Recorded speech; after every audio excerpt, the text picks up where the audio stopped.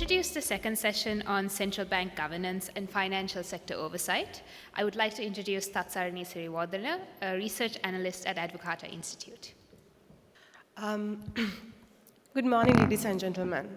So I will be doing the context setting for the central bank governance and financial sector oversight based on the IMF governance diagnostic assessment. So today's presentation will focus on these key thematic areas. To start off, so why is it important to discuss about the governance of the central bank and the weaknesses and reforms that are needed for the financial sector in Sri Lanka? It is important to have a better regulation of banks and the financial sector to monitor the monetary operations in the country. Central bank independence is much needed to reduce conflict of interest and to improve autonomy of central bank, work as an independent organization. As you know, Sri Lanka is going through the worst economic crisis that the country has seen since its independence. Hence, these two key governance reforms areas are much needed to have a sustainable economic recovery. Before the new Central Bank Act of 2023 was introduced, Sri Lanka's government was able to directly influence the monetary policy and the financial supervision in Sri Lanka. We saw the repercussions of it when our inflation rate went above 70%. To have an independent central bank, the new act made reforms such as the bank's autonomy from the government. So Treasury don't have a seat in the governing board. Earlier, by default, there was a seat. The new Central Bank Act has limited the direct financing that the bank can give to the Treasury. Fiscal dominance over monetary policy has been minimized through this. The bank's primary mandate is to achieve price stability. Flexible inflation targeting is now legally mandated.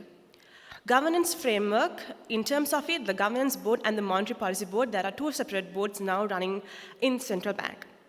Accountability and transparency requirements are mandatory, and external audit and financial reporting mechanisms are based on international standards now. They are also accountable for their inflation targets. Reducing the central bank's secondary agency function. So there are mainly two reforms that needs to happen in terms of this. The debt management agency, which will be moving away responsibilities from the central bank. The central bank, the government is expected to produce a cabinet policy paper by June this year on options for establishing a new management arrangements with the Employment Provident Fund that determines the direct central bank management. This also reduces the conflict of interest. By reducing the debt management and the EPF management, the central bank can allocate its resources and attention to fiscal sector's oversight and regulation, which is important since central bank has a mandate to ensure financial sector stability. Relative to the size of the country and its economy, it has many banks and financial companies that the central bank is responsible for regulating. Some of the largest banks are state-owned. Therefore, there is the involvement of the Treasury in the banking sector operations, which can be a potential conflict of interest between the central bank and the Treasury. There are challenges faced by the banking sector due to the adverse macroeconomic factors, and there are risks that the two state-owned bank has due to its excessive exposure to the state-owned enterprises. Central Bank's old act introduced the Banking Supervision Department, which has the process and the capacity which must be improved in order to achieve efficiency to easily implement the regulation of the banking sector to review the capital adequacy on an annual basis. The Banking Supervision Department opted for a hybrid option where the most of the staff is allocated between two main divisions, which is in charge of the Oversight, which is the Continuous Supervision Division, and On-site, the examination. And there are 5 deputy directors which have dual responsibility of the management of their division and supervision of the teams in charge of the on-site examinations of the banks. The two state banks have their own acts which supersedes the Banking Act. So this, the normal requirement, the acts that the other commercial banks are governing is not being taken into account in terms of the two state banks.